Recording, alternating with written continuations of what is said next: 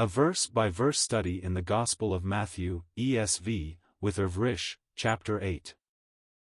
What does Matthew chapter 8 mean? After completing his report on Jesus' teaching in the Sermon on the Mount, Matthew 5 verses 1-2, Matthew turns to demonstrating Jesus' authority over disease, demons, and even the weather.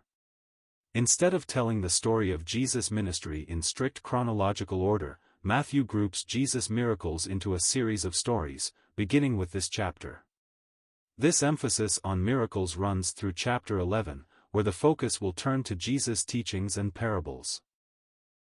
First, Jesus is approached by a man afflicted with some kind of skin disease. The Greek terms used here are the source of the modern term leprosy, though they originally referred to a wide range of conditions. Such persons were not only stricken with a disease, they were shunned from public life and ceremonially unclean. Boldly and with great faith and humility, the man kneels before Jesus and says that he can make him clean if he wants to. Jesus touches the man, even though the law says that touching a leper makes a person unclean. In this case, though, the leper is immediately healed. Jesus commands him to go to the priest to be declared clean, without telling anyone what had happened, Matthew 8 verses 1-4. Next, in Jesus' adopted hometown of Capernaum, Jesus is approached by messengers from a Roman centurion, Luke 7 verses 1-10. Centurions were military officers commanding as many as several hundred men. The officer's servant is paralyzed, suffering greatly, and on the verge of death. Jesus agrees to come to the centurion's home to heal the man, but the Roman officer says he is unworthy to have Jesus in his home. Instead, he points out that Jesus only needs to say the word to heal his servant, Matthew 8 verses 5-8. The centurion compares Jesus' authority over the natural world of human biology to that of his own authority as a Roman officer. He is both under authority and holds authority over his soldiers. He speaks a word and it is immediately carried out. He knows Jesus can do the same. Jesus marvels at the man's great faith, even though he is a Gentile, saying that he has not found anything like it in Israel. Jesus teaches the crowd that many Gentiles will be in the kingdom of heaven, along with Abraham and the patriarchs. Not every Israelite will be there, however. The key measure is not ethnicity or culture, but faith in him, Galatians 3 verses 28-29. Jesus speaks the word, and the man's servant is immediately healed, Matthew 8 verses 9-13. Next, Jesus goes to Peter's house and heals Peter's mother-in-law from a fever.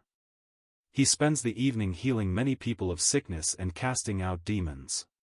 Matthew connects this to a statement found in Isaiah 53 verse 4, part of a longer Old Testament description of the Messiah's earthly ministry, Matthew 8 verses 14-17. At some point in time, Jesus prepares to cross the Sea of Galilee. Two men approach claiming interest in following Christ. The first, a scribe, says he is willing to follow Jesus. Christ responds by telling him that this will not bring the scribe fame, fortune, wealth, or power. The implication seems to be that this man was looking for prestige, not truth, Matthew 8 verses 18-20. The other man refers to burying his father before following Jesus. Most likely, he meant that he would wait until his father had died, or that he would observe the customary 1-year wait to rebury a loved one's bones. Again, Jesus answers in a way that challenges the man's assumptions. In this case, the man wants to delay following Christ until a more convenient time. Jesus quips that the man should not wait, rather that he should leave the dead to bury their own dead, Matthew 8 verses 21-22. Then Jesus gets into a boat with his disciples to escape the crowds, get some rest, and sail to the other side of the Sea of Galilee. While Jesus is sleeping, a sudden and violent storm springs up. Waves pour water into the boat. This is not a minor storm, given that the experienced fishermen among the disciples are in fear for their lives. They wake Jesus up and cry out to him to save them. He asks why they have so little faith and immediately stops the storm dead with a command to the wind and the waves. The disciples are astonished and wonder what kind of man they are following. Matthew 8 verses 23 to 27. When the boat reaches the other side of the lake, Jesus is confronted by two demon-possessed men. This account is also depicted in Mark 5 verses 1 to 20. The demons recognize him as the Son of God. He casts them into a huge herd of pigs, Mark 5 verse 13, who immediately rush into the sea and drown. The people of the region are afraid and ask Jesus to leave. Chapter context: Matthew 8 follows the conclusion of Jesus' Sermon on the Mount, Matthew 5 verses 1 to 2. He turns to telling a series of dramatic stories to show Jesus' power and authority over every kind of disease, over demons, and even over the weather. Jesus also gives brief teachings about the hard road of following him on earth. He calms a violent storm with a single command and casts demons from two violently possessed men. Matthew will focus mostly on miracles until shifting focus to Jesus' teachings and parables in chapter 11. Verse by verse. Verse 1: When he came down from the mountain, great crowds followed him. Over the previous 3 chapters, Matthew presented Jesus' teaching of what we now call the Sermon on the Mount, Matthew 5 verses 1 to 2. Jesus had walked up to an elevated spot, likely north of the Sea of Galilee near the town of Capernaum. He sat down, surrounded by his disciples, followers, and a crowd of listeners. His teaching in that sermon astounded the crowds. Jesus not only gave deeper meaning to the Word of God, Matthew 5 verse 17, he corrected the hypocrisy of Israel's religious leaders, Matthew 5 verse 20. And he did so with authority, rather than deferring to the views of other people, Matthew 7 verses 28 to 29. Now the sermon is complete, and Jesus comes down from the mountain. The large crowds that have been following him from town to town grow even larger. They have been impressed by his teaching, as well as drawn from many miles in every direction to see his supernatural healings and casting out of demons. Matthew 8:9 will describe several instances when Jesus healed the sick and freed the demon-possessed.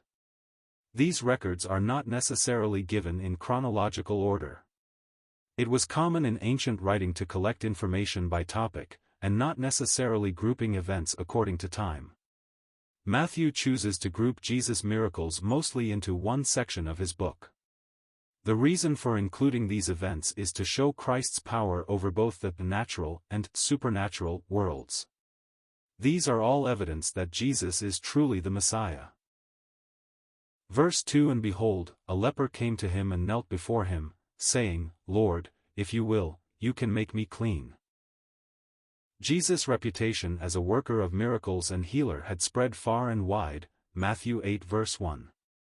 Many people without any other hope came to him for help, including the man with leprosy in this verse.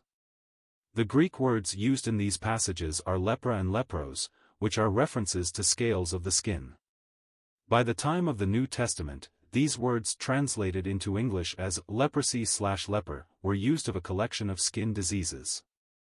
The worst of these, actual leprosy, is an extremely slow-growing infection which causes the skin to become lumpy and turn gray or white. Eventually, it can lead to open sores, disfigurement and deformities of the nerves and mucous membranes. The Lord gave Moses very specific instructions about keeping those infected with leprosy from spreading the disease to others, Leviticus 13, including keeping all lepers isolated from the community. The leprous person who has the disease shall wear torn clothes and let the hair of his head hang loose, and he shall cover his upper lip and cry out, Unclean, unclean. He shall remain unclean as long as he has the disease. He is unclean. He shall live alone. His dwelling shall be outside the camp, Leviticus 13 verse 45. This is another example of Scripture demonstrating God's knowledge and understanding, even when it's not spelled out for us. This is in the same way a clinic poster describing proper handwashing demonstrates understanding of disease, though it doesn't explain every detail of how germs work. Modern science understands that leprosy, or Hansen's disease, is not especially contagious. When it is contracted, it's most likely due to breathing infected particles coughed or sneezed out by someone with symptoms. A person covering their upper lip is, in effect, blocking the main form of transmission. The reason for isolating those with leprosy is not due to severe contagion, but to severe consequence. In the ancient world, there was no cure and anyone who contracted the disease would have it for life. For Jewish people, leprosy carried a terrible social stigma. Beyond the health and isolation aspects, it was superstitiously thought to be a disease inflicted by God as a punishment for sin. The man who approached Jesus wanted to be both medically and ceremonially clean. To be clean is the request he expresses. The man never refers to his disease by name. He wanted to be welcomed back into the regular community of Israel, in addition to being healed of his disease. He expressed both great boldness and great faith, along with genuine humility in making his appeal to Jesus. He was bold to risk coming so near, but he was also convinced that Jesus could heal him. Still, he did not demand to be healed. He simply acknowledged that Jesus could heal him if he wanted to. In that way, the leper provides a model of how to approach God with our requests for healing, as well. Verse 3: And Jesus stretched out his hand and touched him, saying, I will, be clean. And immediately his leprosy was cleansed. A man with leprosy has approached Jesus, Matthew 8 verse 2. He is close to violating the requirements of the Old Testament law that he keep his distance from uninfected people and cry out, unclean, to warn people to stay away from him, Leviticus 13 verse 45. He has declared his faith that Jesus has the power to make him clean, if Jesus so chooses. As someone afflicted with a skin disease, this man was ceremonially unclean and unable to participate in many of Israel's religious rites, Leviticus 13 verse 45. This was no small request. Though the law of Moses uses terms often translated into English as leprosy, those words apply to a wide range of skin conditions. The same is true of the Greek words lepra and lepros. The law provided a system for declaring a person clean after recovering from such a condition, Leviticus 14. In the case of some diseases, such as the disease modern people call leprosy, this was naturally impossible. Leprosy, or Hansen's disease, is a contagious disease of the skin, nerves, and mucous membranes. The two cases of healing reported in the Old Testament both involved supernatural intervention from God to call attention to his power and glory, Numbers 12:10-15, 2 Kings 5 verses 9-14. This man's healing will serve the same purpose. Jesus reaches out and touches the man. He didn't need to touch the leprous man in order to heal him. In the following verses, Matthew will report of a time when Jesus healed a paralyzed man without even seeing him. Jesus chooses to touch this man with leprosy, an act that technically violated the law of Moses, Leviticus 5 verse 3, and would have made Jesus ceremonially unclean himself, within the context of Jewish law. It would also have been deeply shocking to anyone watching. Jesus did not become unclean, however. The man's condition instantly vanished after being touched by Jesus. In healing this man of this disease, Jesus showed that he carried the power of God. This is the same power that both afflicted and healed Miriam after Israel left Egypt, Numbers 12:10-15. Christ showed that he was even more powerful than Elisha, who prescribed multiple washings in the Jordan River in order to heal Naaman's leprosy, 2 Kings 5 verses 9-14. Jesus accomplished the same with a word and a touch. Verse 4: And Jesus said to him, See that you say nothing to anyone, but go, show yourself to the priest and offer the gift that Moses commanded, for a proof to them. Jesus has just healed a man of leprosy, though that's not a term either of them used. Matthew has referred to the man using Greek terms such as lepra and lepros, Matthew 8 verses 2-3, which can suggest a wide range of skin conditions. The worst of these, Hansen's disease, is what modern culture commonly calls leprosy. However, the man's declaration was that Jesus had the power to make him clean. Christ did exactly that, with a touch. For the man, the ceremonial state of uncleanness caused by his condition was, apparently, the worst part of his disease. He would have been separated not only from the worship of God in the temple, but also from the daily lives of the people, including friends and family. Once the man is healed, Jesus commands him not to tell anyone about it. Matthew will report on several moments in Jesus' ministry when he commands people not to talk about his power or reveal that he is the Messiah. Matthew 9 verse 30, 12 verse 16, 16 verse 20, 17:9. Some commentators call this the messianic secret. It may be that Jesus did not want to draw too much attention to his role as the Messiah too early in his ministry. There are moments in his ministry where people respond to his power with a desire for revolution against Rome, John 6 verse 15. This is what many Israelites hoped and assumed Messiah would do. However, Christ's mission was not to overthrow Rome. His mission was to die for the sins of humanity. Asking people not to publicize his power may have been aimed at keeping that mission on track. Part of that might have meant keeping the size of the crowds following him from getting out of hand, Matthew 8 verse 1. Mark's recounting of this same incident tells us the man completely ignored Jesus' command not to tell anyone. Instead, he began to talk freely about it, and to spread the news, so that Jesus could no longer openly enter a town, but was out in desolate places, and people were coming to him from every quarter, Mark 1 verse 45. Jesus gave the healed man one more command. He told him to go show himself to the priest and offer the gift of a sacrifice commanded by Moses. That sacrifice included 2 live clean birds and cedar wood and scarlet yarn and hyssop, Leviticus 14 verses 4-8. Once the priest inspected the man and received the sacrifice, the man would be declared officially and ceremonial clean and allowed to return to the community. It's possible Jesus includes the words, for a proof to them, because he wanted to give the priests evidence of his power in the healing of this former leper. Prior to this moment, only Miriam, Numbers 12:14-15, and the Gentile Naaman, 2 Kings 5 verse 14, had ever been healed of such a condition. This was evidence Israel's religious leaders would ignore or discount when later accusing Jesus of blasphemy for claiming to be the Christ. Context summary: Matthew 8 verses 1-4 describes Jesus' encounter with a man afflicted with leprosy. In great faith and humility, the man kneels before Jesus and declares that Jesus can make him clean if he wants to. Jesus touches the man, and the man immediately healed. Jesus commands the man not to tell anyone about what has happened.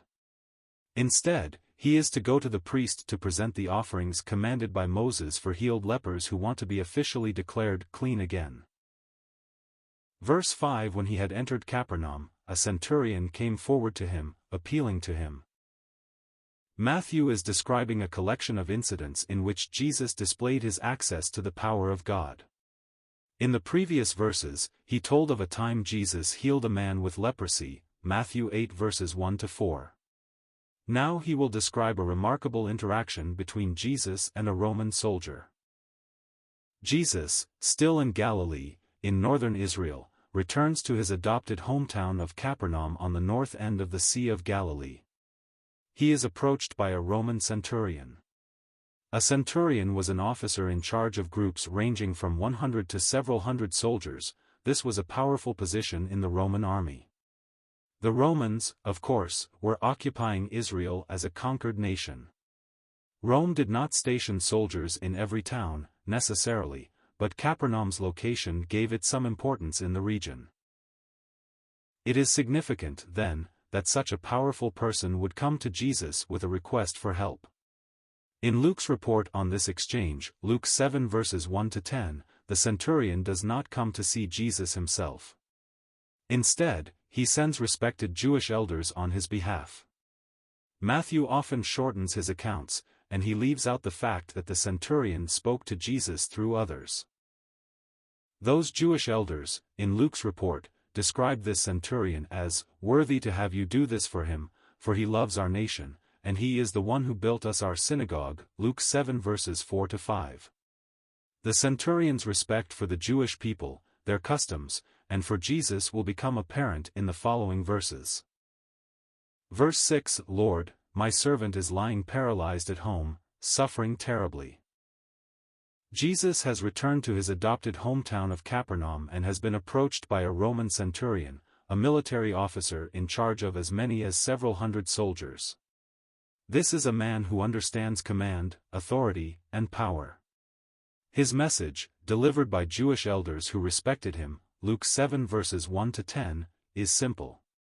He has a servant in his home who is paralyzed and suffering. Luke's report reveals that this was a new condition, and the servant was near death. The centurion calls Jesus Lord, meaning either that he recognized Jesus as the Messiah or indicating a respectful, Sir. In either case, he is absolutely convinced that Jesus could heal his servant. Even more impressive is his recognition that Jesus' power to command the body to heal is just as potent as the centurion's power to command his own men, Matthew 8 verses 8 to 9. It is this faith that Jesus will find so remarkable, especially coming from one who is not an Israelite. Verse 7 And he said to him, I will come and heal him. A Roman centurion has approached Jesus with a message that one of his servants is paralyzed and suffering. He is near death.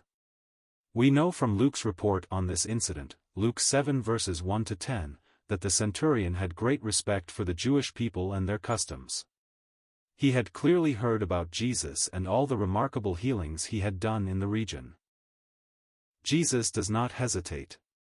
He says he will come and heal the servant.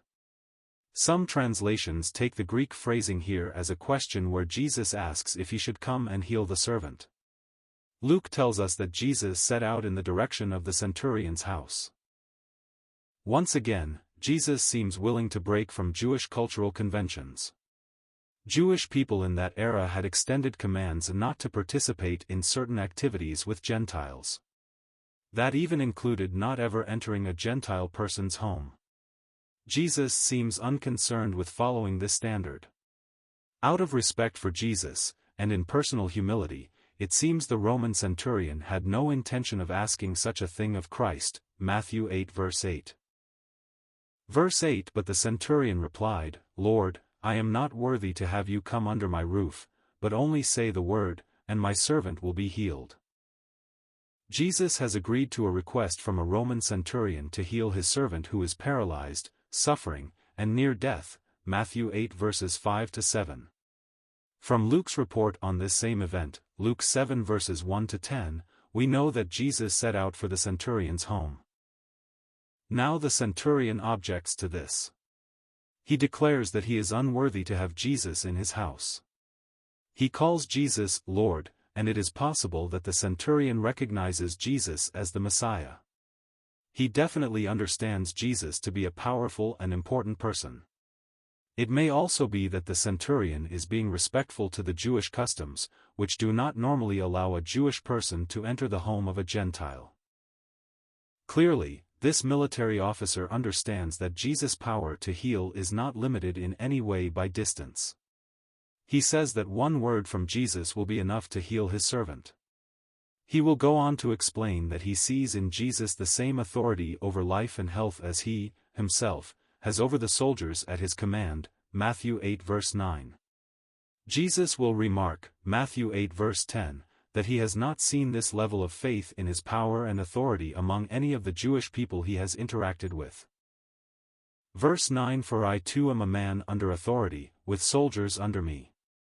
And I say to one, Go, and he goes, and to another, Come, and he comes, and to my servant, Do this, and he does it. Jesus was ready and willing to enter the Roman centurion's house to heal the man's servant, Matthew 8 verses 5 to 7. The centurion, though, objected to this. He said he was not worthy to have Jesus in his home, Matthew 8 verse 8.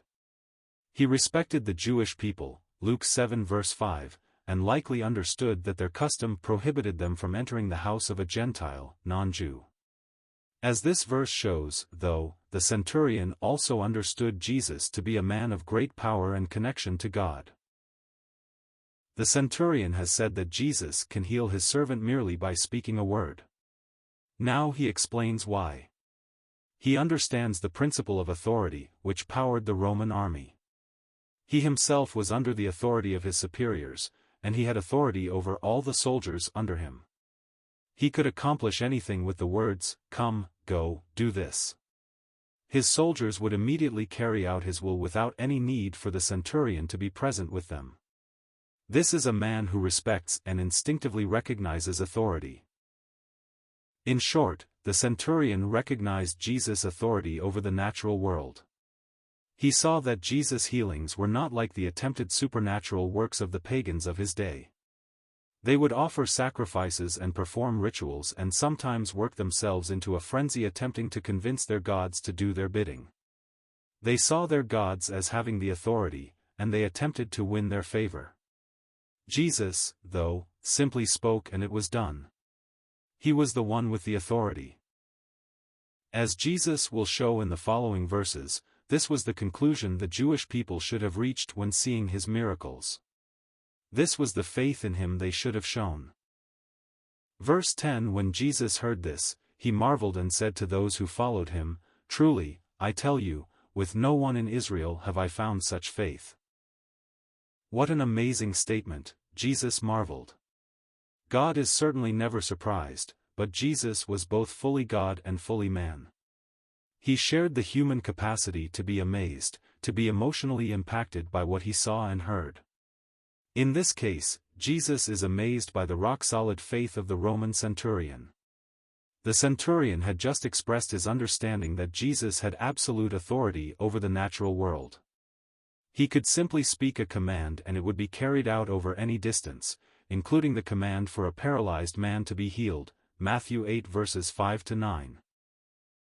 Did this centurion understand that Jesus was, in fact, the Messiah long promised to Israel? We are not told so, but it is possible. He clearly put together the truth of Jesus' godlike authority based on what he had seen and heard of Jesus' miraculous healings. He had a need, and he believed Jesus could meet it. At the very least, the man was sincerely following what he saw to the logical conclusion. Jesus turns to his followers, who were overwhelmingly Jewish, and says something that may have felt like a dagger in their hearts, that this Gentile was exhibiting more faith than anyone Jesus had interacted with in the nation of Israel. Christ will use this moment to show that the kingdom of heaven will include many people his followers may not expect. The kingdom will also exclude some of those they assume will be there.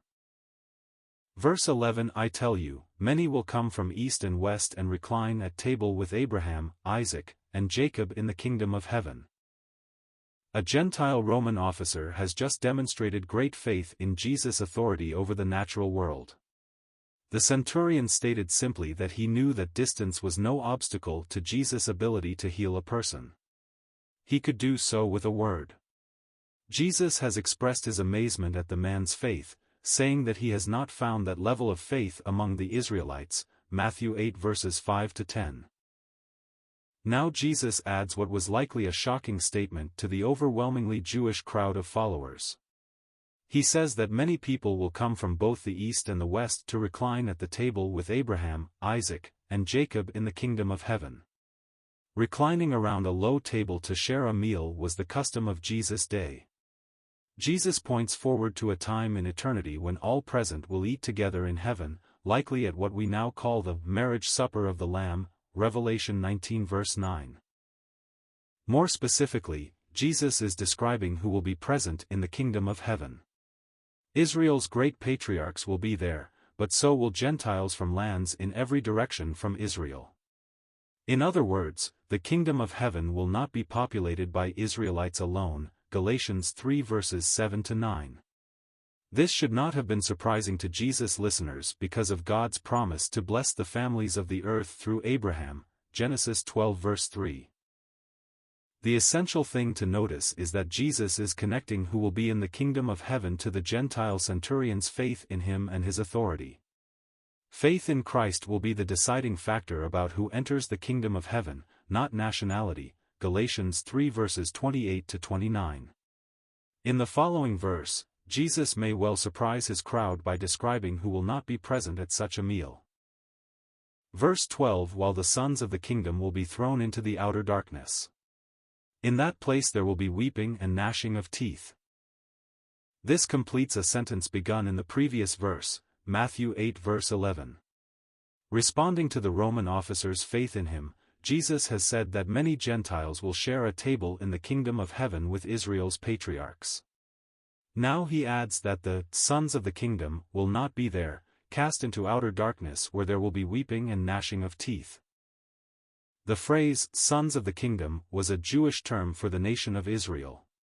Jesus is teaching that simply being born into the nation of Israel will not guarantee someone a place in heaven, as was commonly thought among the Jewish people, Galatians 3 verses 7-9. Instead, Jesus is emphasizing that faith in him, faith like that of the Roman centurion, will be the deciding factor about who is allowed into the kingdom, Galatians 3 verses 28-29. Jesus is not saying all Jewish people will be excluded from heaven. After all, the patriarchs will be there. Many Jewish people will come to put their faith in Jesus. His point is simply that citizenship in Israel will not provide anyone a place at the table. Jesus goes even further. Those not allowed into the kingdom of heaven will be thrown out into a place of darkness and misery.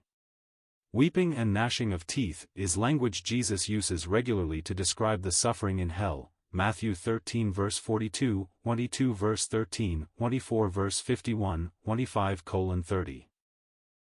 Verse 13 And to the centurion Jesus said, Go, let it be done for you as you have believed. And the servant was healed at that very moment. Jesus has completed his statements about the amazing faith of the Roman centurion and the future inclusion of Gentiles in the kingdom of heaven, Matthew 8 verses 10-12. Now Jesus does as the centurion has asked, Matthew 8 verses 5-9. He heals the man's servant without ever going into his house. Jesus tells the man that it will be done for him as he has believed. Jesus is not telling the centurion that his faith is the power ultimately responsible for the work of healing. He is telling him that what he believed Jesus could do has been done. In other words, Jesus could have healed the servant whether the centurion believed it or not, but his faith in Jesus has proved true. The servant was instantly healed. For many in that time, this may have been one of the most impressive of Jesus' miracles. To heal a person without being there feels like something only God could do. The fact that Jesus did so provided more evidence that he was the Messiah, the Son of God. Context summary Matthew 8 verses 5-13 describes Jesus' response to the request of a Roman centurion in Capernaum. The Gentile officer has a servant who is paralyzed and suffering greatly. The centurion says that Jesus does not even need to come to his home, but that he can heal the man with a word. As a man with authority, this soldier recognizes Christ's right to command, even with respect to healing. Jesus applauds this faith, and notes that many Gentiles will be in the kingdom of heaven, along with the Jewish patriarchs. Not all Israelites will be included, however. Jesus tells the Roman officer his servant has been healed. Verse 14 And when Jesus entered Peter's house, he saw his mother-in-law lying sick with a fever. Peter and his brother Andrew were 2 of the 12 core disciples of Jesus. They were from Bethsaida, John 1 verse 44, and had worked as fishermen for a living until Jesus called them to follow him, Matthew 4 verses 18-20. They moved to Capernaum at some point. Jesus lived there, too. Peter was married, and his wife's mother lived with them. It was considered honorable for adult children to care for their aging parents. Jesus came to Peter's house one day to find Peter's mother-in-law lying down, sick with a fever. In that time, fever was considered a disease and not just a symptom. This incident is also described in Mark 1 verses 29-31 and Luke 4 verses 38-39. Matthew does not always report these moments in chronological order. Instead, he groups similar moments together to fit a specific topic. In this case, he is collecting stories about Jesus' miraculous power. These are meant to support the idea that Jesus is, in fact, the Messiah. Verse 15 He touched her hand, and the fever left her, and she rose and began to serve him. Jesus has just entered Peter's house in Capernaum, where they found Peter's mother-in-law lying down, sick with a fever, Matthew 8 verse 14. Apparently without hesitating, or even being asked, Jesus immediately touched her hand and healed her. Once again, Jesus breaks with Jewish convention. His actions contradict social norms of that era. First, he touches a woman, something many of Israel's religious leaders refused to ever do for any reason to avoid even the appearance of inappropriateness. Second, touching someone who was sick or had a fever was thought to make the person who did the touching unclean. Jesus, though, did not become ceremonially unclean. The woman stopped being sick the moment he touched her. The same thing happened in the case of the man with leprosy, Matthew 8 verse 3. In all these cases where Jesus seems unconcerned about Jewish convention, he never breaks the actual law of Moses. He remains sinless, Hebrews 4 verse 15. Instead, he shows that human traditions later added to the law as customs were not, in fact, binding. Whatever the intention, those customs and traditions often created an unnecessary burden for the Jewish people, Matthew 23 verse 4. Peter's mother-in-law was instantly healed. Instead of needing time to recover from her fever, as would be natural, she immediately got up and started to fulfill her role as a hostess in the household, serving Jesus and the others. Her ability to do so is evidence that the healing was supernatural. Verse 16 That evening they brought to him many who were oppressed by demons, and he cast out the spirits with a word and healed all who were sick. Jesus has just healed Peter's mother-in-law from a fever, Matthew 8 verses 14 to 15. Next, Peter opened his house for the evening to others in need of healing or who were oppressed by demons. Jesus served them all, casting out demons with a single word and healing everyone who asked from whatever sickness they had. Demon possession, or oppression, seems to have been more common during this time in the history of the world. That speaks to Satan's cleverness and strategy. In that culture, the existence of demons was not debated. There was no reason for the devil to be especially subtle or hidden. So, demonic work of afflicting human beings was on display in many communities for all to see. In many modern cultures, as belief in demons wanes, it seems to have become more advantageous for Satan to be hidden and secretive. This verse also shows that not all sickness came from demon oppression. Those were two separate categories. The fact that Jesus was able to cast away demons with a single word was impressive and demonstrated his authority over the supernatural world. Others during this time provided exorcism services, with various degrees of success. Some tried to make use of what were thought to be magical incantations. Some tried to pit demons against other demons in order to get rid of them. Jesus simply ordered them to leave. They recognized his authority, and they left, Matthew 8 verses 8 to 9. Verse 17 This was to fulfill what was spoken by the prophet Isaiah, he took our illnesses and bore our diseases.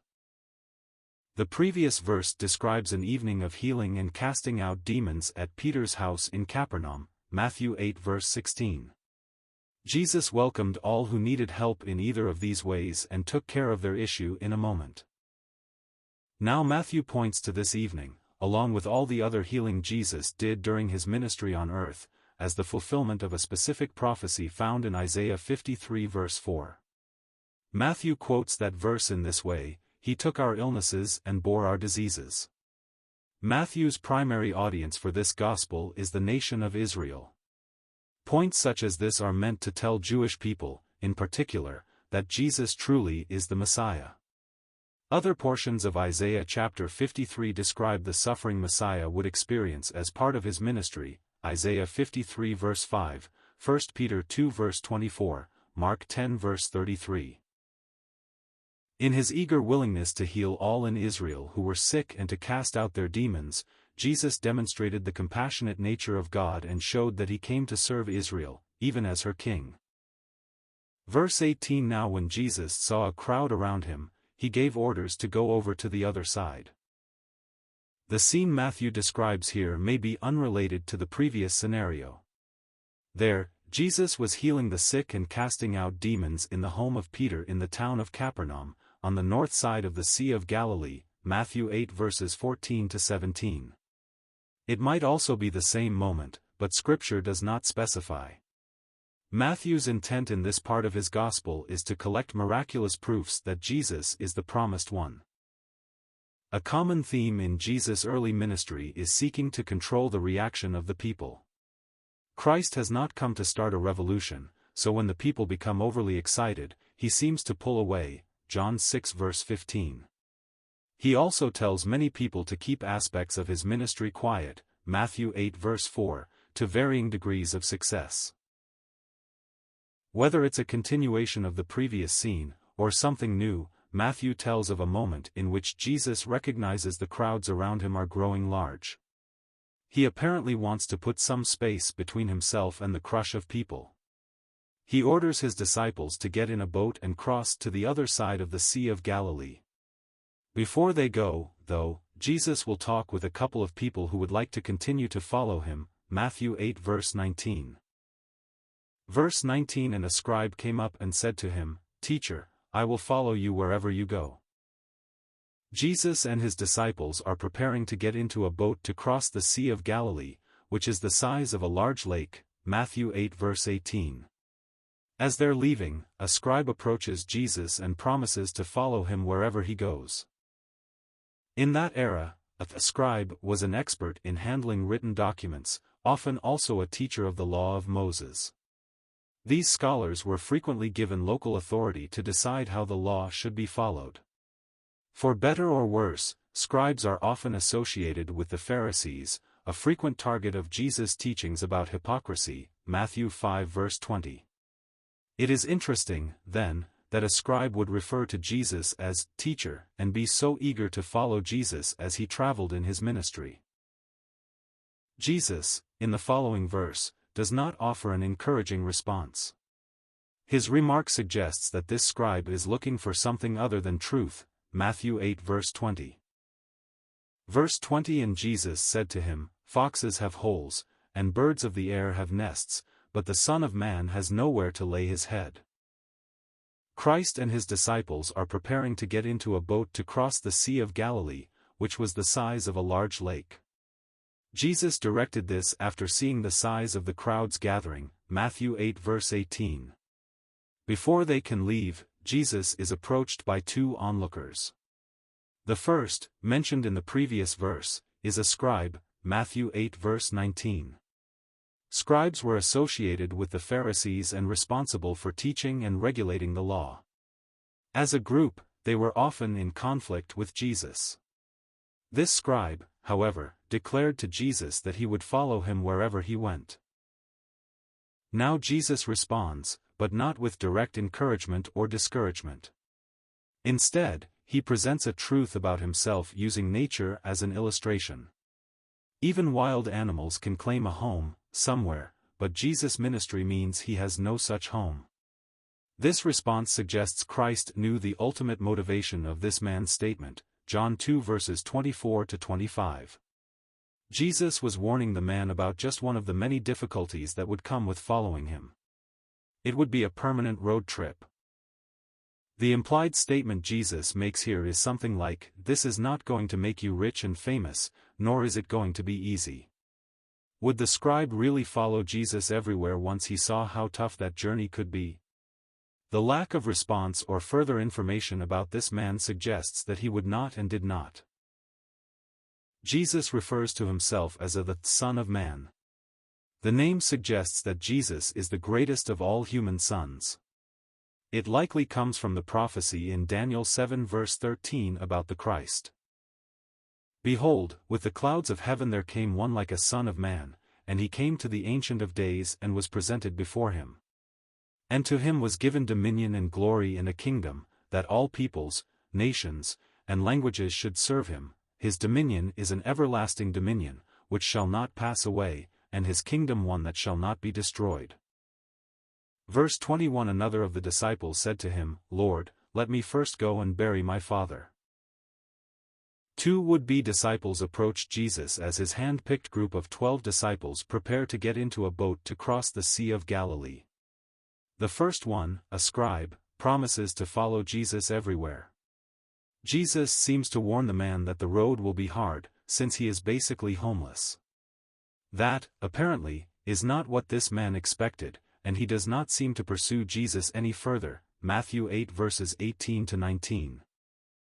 Now another person approaches Jesus. Not everyone described in Matthew as a disciple or follower of Jesus is necessarily one of his chosen 12. The terms have a literal meaning that's not exactly the same as those terms as used in the context of the modern church. Some who followed Jesus from place to place and believed his teaching may have been referred to as disciples, as well. Since Jesus has just made a remark about the hardship of his ministry life, it's unclear whether this person is one of the 12 or someone new. This man seems to think that Jesus expects him to follow him immediately. The man responds to this call with an answer of, yes, but. He asks the Lord to allow him to go and first bury his father, implying that he will follow Jesus after that. Commentators suggest this man's father may not have yet died. Or it's possible that he had died, and the man was talking about the Jewish custom of reburying a loved one's bones a year after passing. In other words, this disciple may have been requesting to delay his role as a follower of Jesus for a year or longer. This was to fulfill what custom and tradition expected from sons, especially firstborn sons. Jesus will not agree to this request. Cultural expectations are not meant to override God's will for a person's life. Verse 22. And Jesus said to him, "Follow me, and leave the dead to bury their own dead." Jesus' words, here and in other parts of the New Testament, can sound harsh to modern ears. That's at least partly due to the misconception that Jesus was soft, passive, and weak. This comment likely seemed harsh to those hearing him for the first time, as well. A man described as a disciple has requested that Jesus allow him to go and bury his father before following Jesus, Matthew 8 verse 21. Jesus now commands the man to follow him, apparently meaning immediately. He tells the man to leave the dead to bury their own dead. Two things are important to understand. First, the man most likely wasn't asking to simply go to his father's funeral and come back a few days later. It's possible his father was not yet even dead. Commentators also suggest the man may have been planning to follow a custom of the day to rebury a loved one's bones a year after their death. This was thought to be the responsibility of a son, especially a firstborn son. It fell under the traditional obligations associated with honoring one's father and mother. The man may have been asking Jesus for up to a year's delay before returning to follow him. No matter what, his real statement is, "I will come when I've done some other things first." The second thing to understand is that Jesus absolutely asks those who would follow him to place a greater commitment on their love and loyalty to him than to anyone else, including parents, spouses, and children, Matthew 10 verses 37 to 38. Jesus tells the man to let the spiritually dead bury those who are physically dead. In other words, only those who follow Christ are on the road to true life, Matthew 7 verses 13 to 14. No human relationship or other obligation can provide a good enough reason to leave that road behind. As with his response to the scribe, Matthew 8 verses 19 to 20, Jesus' remark is meant to challenge assumptions, forcing someone to confront their own sincerity. If this man is not willing to follow Jesus until it's socially convenient, he's not really willing to follow, at all. Context summary: Matthew 8 verses 14 to 22 summarizes several events. Jesus cures Peter's mother-in-law from a fever. He then spends the evening healing many other people from diseases and casting out demons with a word, fulfilling another of Isaiah's prophecies, Isaiah 53 verse 4. Jesus next talks to two of his followers. One promises to follow Jesus everywhere. Jesus says this will be difficult because he has no home. The other wants to come back and follow Jesus after burying his father. Jesus tells him to follow now and quips that it's better to leave the dead to bury their own dead. Verse 23 And when he got into the boat, his disciples followed him.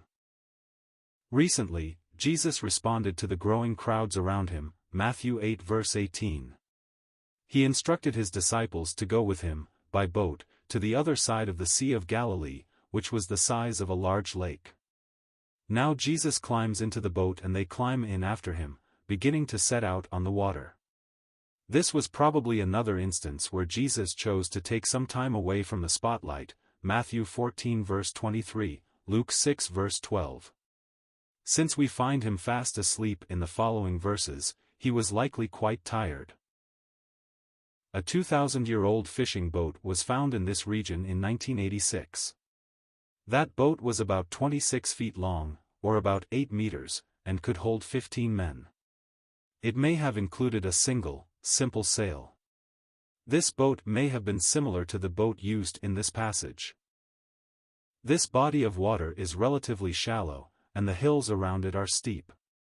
This lends itself to extreme changes in wind and weather. Calm seas can become choppy and dangerous quickly, which is what apparently happens during this trip, Matthew 8 verse 24. Verse 24 And behold, there arose a great storm on the sea, so that the boat was being swamped by the waves, but he was asleep. Jesus and his hand-picked disciples are on a boat on the Sea of Galilee, Matthew 8 verse 18. Jesus is sleeping soundly when a sudden storm comes up. These types of intense squalls are common on this body of water, which sits 600 feet below sea level and is surrounded by steep hills. Violent winds and choppy waves can quickly threaten an unprepared watercraft.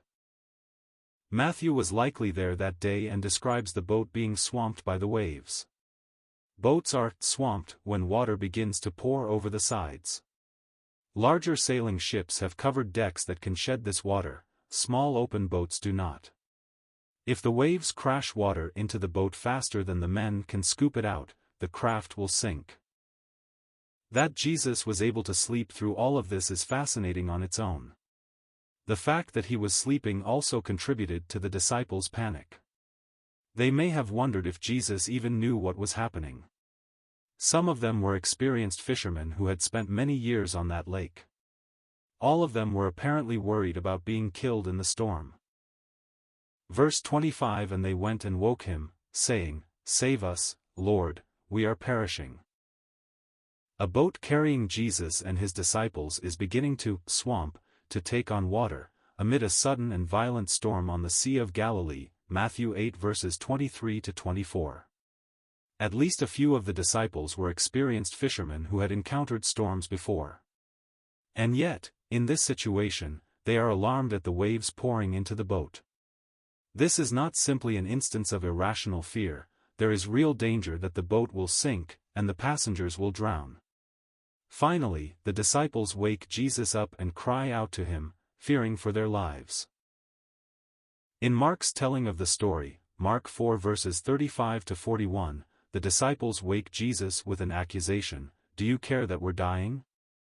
It is likely that different disciples said different things. What's universal is that they were sure the end was near, and they did not understand how Jesus could sleep through it. They wanted him to wake up and save them before it was too late. Verse 26 And he said to them, Why are you afraid, O you of little faith? Then he rose and rebuked the winds and the sea, and there was a great calm.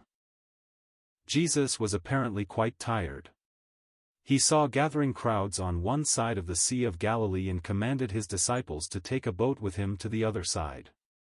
He soon fell asleep in the boat, which was struck by a sudden and violent storm, Matthew 8 verses 23 to 24.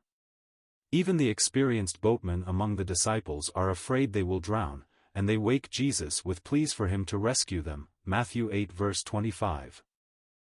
When Jesus wakes up, his first response is not to immediately save them. Instead, he asks them why they are afraid, and chides their lack of faith. His meaning seems to be that the disciples should be more assured of his ability to save than they are afraid. His primary concern for those who would follow him is that they trust him. Then Jesus stands up and rebukes the wind and sea. He tells it to stop, and an immediate calm falls over the lake. The storm vanishes.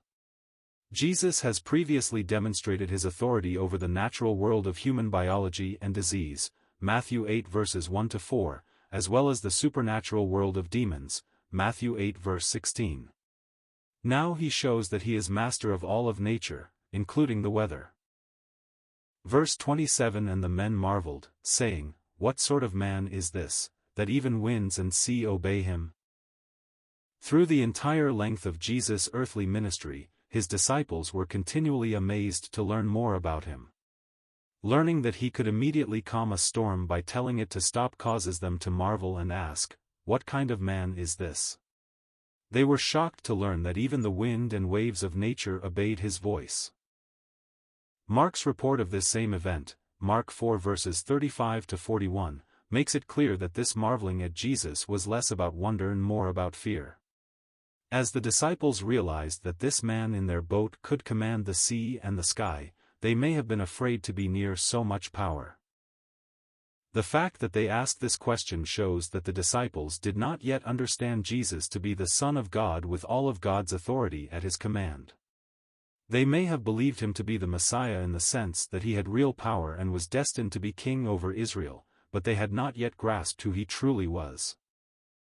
They were about to see yet another demonstration of his authority over demons. Once again, Jesus' power and the cost of following him would inspire others to fear. Context summary Matthew 8 verses 23-27 demonstrates Jesus' authority over nature. Out on the Sea of Galilee in a boat, Jesus is sleeping soundly. A sudden and violent storm springs up, pouring water into the boat from the waves. The disciples fear for their lives and wake Jesus to ask him to save them. He asks them why their faith is so small and then immediately calms the storm with a rebuke to the wind and waves. The disciples marvel and wonder what sort of man Jesus is if even the wind and sea obey him. Verse 28 And when he came to the other side, to the country of the Gadarenes, 2 demon-possessed men met him, coming out of the tombs, so fierce that no one could pass that way.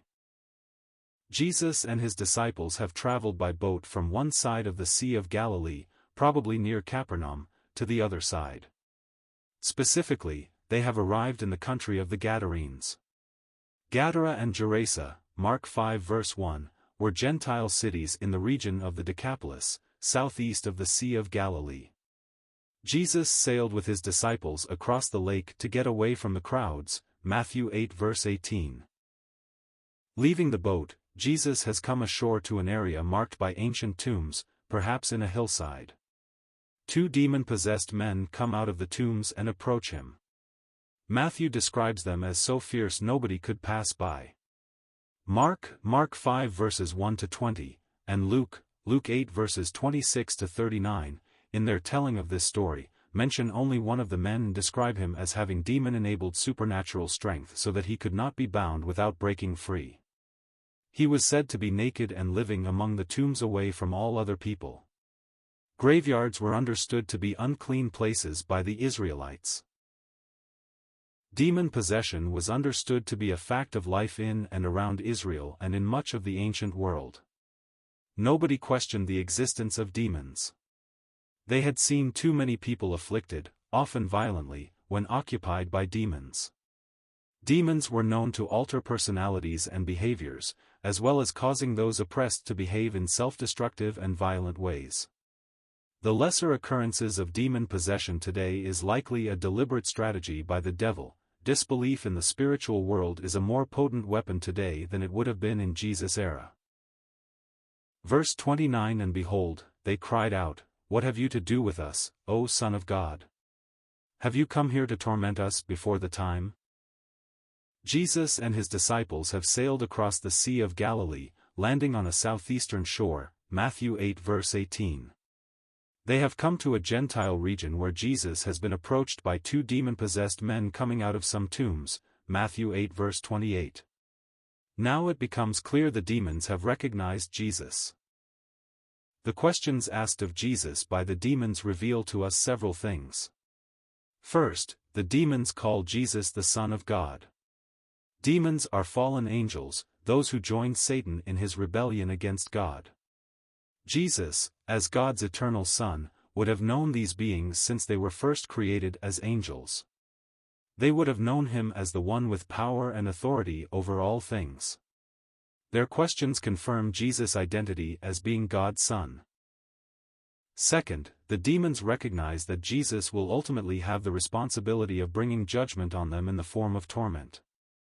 They understand him to be the judge and the enforcer of the judgment. They know they will be found guilty and tormented. Third, the demons know that the time has not yet come for their final judgment.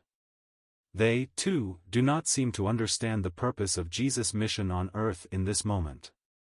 They might not know there will be a first and second coming to earth by the Son of God. Verse 30. Now a herd of many pigs was feeding at some distance from them. Two demon-possessed men have approached Jesus in a Gentile region southeast of the Sea of Galilee. The demons and the men have called out to Jesus as the Son of God and have asked if he has come to torment them. Matthew 8 verses 28 to 29. Mark and Luke, in their telling of this story, add the detail that Jesus asked the demons for their name. Their answer is Legion, because at least one of the men was possessed by many demons at once. Mark 5 verse 9, Luke 8 verse 30. Now this simple verse foreshadows what is about to happen. A large herd of pigs was feeding in the distance. This confirms once more that Jesus and the disciples were not in Jewish territory.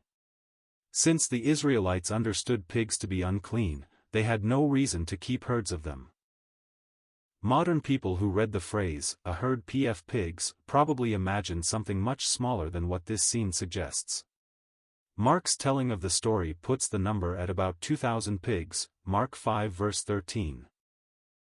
Verse 31. And the demons begged him, saying, If you cast us out, send us away into the herd of pigs. Jesus has been confronted by two demon-possessed men. The demons know Jesus is the Son of God and that he will order them out of the men. They know, also, that they will have no choice but to obey whatever command he gives to them. Matthew 8 verses 28 to 30. The herd of pigs nearby is not a small cluster, but several thousand animals. Mark 5 verse 13. Now the demons appear to accept their impending fate. Luke tells us that they didn't want to be sent into the abyss, Luke 8 verse 31, while Mark says they did not want to be sent out of the country, Mark 5 verse 10. The abyss was understood to be a place where demons were kept until the time of God's judgment, Revelation 9 verses 1 to 2. Rather than face those options, the demons begged to be sent into the pigs, instead. Scripture does not specify how this would be ultimately any different, given how the animals respond, Matthew 8 verse 32. Still this is their plea. Verse 32. And he said to them, Go. So they came out and went into the pigs, and behold, the whole herd rushed down the steep bank into the sea and drowned in the waters. Jesus is casting demons out of two possessed men, Matthew 8 verses 28 to 29. From Mark's and Luke's telling of this story, we know that at least one of the men is possessed by a great number of demons. The demons have recognized Jesus as the Son of God and have asked if he is there to torment them. They have begged him to send them into a herd of pigs visible in the distance on a hillside, rather than sending them to the abyss, Matthew 8 verses 30 to 31. We know from Mark that this herd consisted of about 2,000 pigs, Mark 5 verse 13. Now Jesus agrees to their request with a one-word command, Go. What happens next is dramatic and violent. The demons travel from the two men into the herd of pigs, causing a stampede straight down a steep hill and into the Sea of Galilee. All the pigs drown. Despite human obsessions with angels and demons, Scripture gives few details about these beings. This verse reveals one of the few firmly known facts about demons: they can possess animals. The Bible doesn't specify whether the demons intended to drown the pigs, or if this was an unexpected result of getting what they requested from Jesus. Of course, it was no surprise to him. It is also not known what became of the demons after the pigs drowned. Jewish tradition said demons could be killed, but the Bible teaches they are eternal beings. In that case, the demons either remained in the pigs at the bottom of the Sea of Galilee, were freed to roam, or were bound to somewhere else, after all. We also cannot answer, biblically, why Jesus granted the request to enter pigs when he knew what would happen next. This would have incurred a great cost to their Gentile owners. That is likely part of the reason the people ask him to leave their region in the following verses. Verse 33: The herdsmen fled, and going into the city they told everything, especially what had happened to the demon-possessed men. Herdsmen responsible for the care and feeding of 2,000 pigs, Mark 5 verse 13, have just witnessed the animals lose their minds and rush into the sea to drown themselves. They are also aware that the 2 demon-possessed men who lived in the tombs outside of town have been freed from their demons by a stranger. They may have understood that the stranger sent the demons from the men into the pigs, Matthew 8 verses 28 to 32. The herdsmen do exactly what one would expect an employee to do when a disaster strikes a business: they rush into town to tell what they have seen. Part of this would include explaining to the pigs' owners what has happened to their profits, as well as telling about the strange man who seemed to have caused it all. Whether or not Jesus' reputation was established in this region, or not, his role in this incident would certainly have caused a stir. Verse 34: And behold, all the city came out to meet Jesus, and when they saw him, they begged him to leave their region. A group of Gentiles who have been tending to pigs came running into town with quite a story to tell. A stranger arrived on shore in a boat with several other men. The stranger got out, and the 2 demon-possessed men who lived in the tombs came out and talked to him. Then the stranger apparently sent the demons from the men into the 2,000 pigs they had been tending. The pigs went crazy and immediately rushed into the sea and were drowned, Mark 5 verse 13, Matthew 8 verses 28 to 31.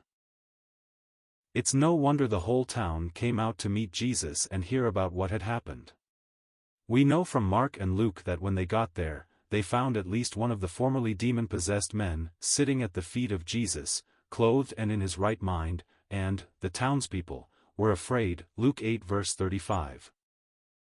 Instead of being awed by Jesus' power and drawn to him, the Gentiles were afraid. They were intimidated by power that could free men who'd suffered for so long under the violent oppression of demons. The disciples may have understood that fear. Mark reported that when Jesus calmed a deadly storm with a single command earlier in the day, they too had been filled with great fear, Mark 4 verse 41. They were likely angry, as well, seeing so many valuable animals lost, but when faced by miraculous power, it's reasonable to think fear would override thoughts of revenge. The difference between the disciples and the Gentiles from that region is that the disciples didn't leave Jesus. They learned to trust him more. The Gentiles, afraid or not, asked him to leave. Not only were they afraid of him and his power, his action had cost someone 2,000 head of pigs. That was a lot of money. Mark tells us that at least one of the men wanted to go with Jesus and the disciples in the boat as they were leaving. Jesus said no. He told the man to go home to your friends and tell them how much the Lord has done for you, and how he has had mercy on you. The man did exactly that, Mark 5 verses 19 to 20. Context summary: Matthew 8 verses 28 to 34 describes what happens when Jesus arrives on the other side of the Sea of Galilee in a mostly Gentile region. He is immediately confronted by 2 demon-possessed men who live in tombs. The demons recognize that Jesus is the Son of God and ask if he has come to torment them.